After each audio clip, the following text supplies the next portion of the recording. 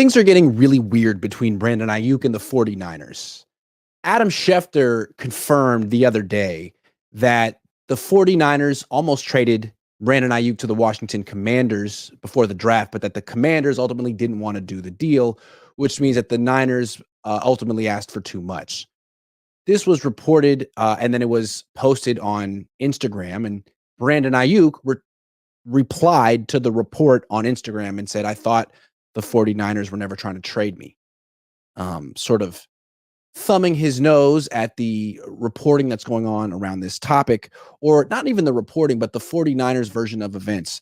When you listen to the 49ers talk about this, they love Brandon Aiyuk. They think he's the greatest. They want him to finish his career with the 49ers, and they wouldn't dream of trading him. But that's not really the case. That's not really the reality of the situation. They have listened to trades, and they do think he's replaceable because they're not giving him what he wanted the way they gave Christian McCaffrey what he wanted.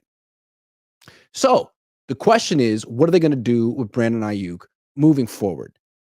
It's interesting that while Brandon Aiyuk is holding out, not at camp, mini camp, OTAs, may not go to training camp either because he wants $30 million a year or more.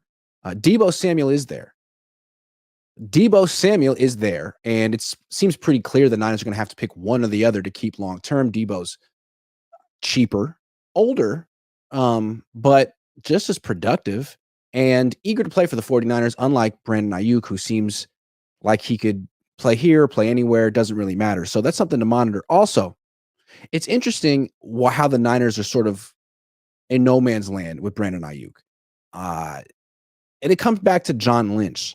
John Lynch doesn't want to lose the negotiation. He's a competitor. He's a Hall of Fame competitor. Doesn't want to lose the negotiation with Brandon Aiyuk.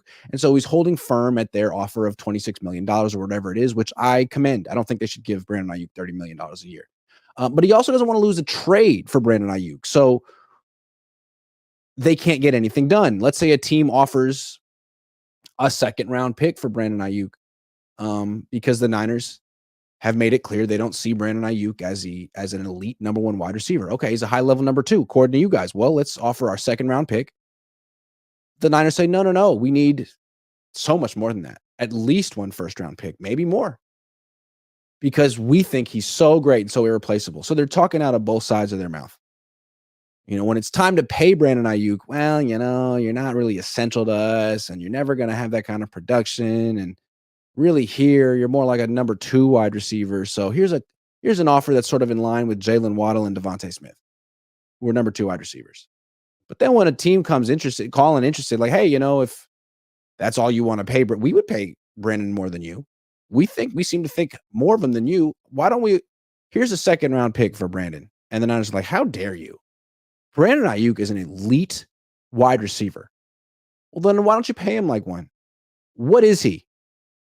I just think John Lynch has botched this situation. The right thing to do would have been to extend Brandon Aiyuk last year or trade him before the draft. But now they just waited and the situation hasn't gotten better. They can say they have leverage over Aiyuk and they can force him to do one thing or another. But at what point are they going to lose part of the locker room? Like, you say one thing to players and you do another. You used to try to come across as a player-friendly organization, and now you're going to just hold Brandon Aiyuk against his will and make him play for half his market value? Why?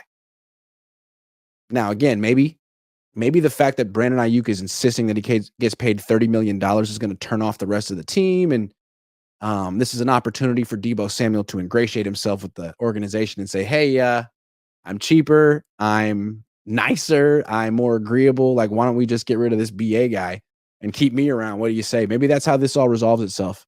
Or maybe people start to see the way the Niners are doing business with Brandon and start to question how they're going to do business with them when the time comes. So stay tuned.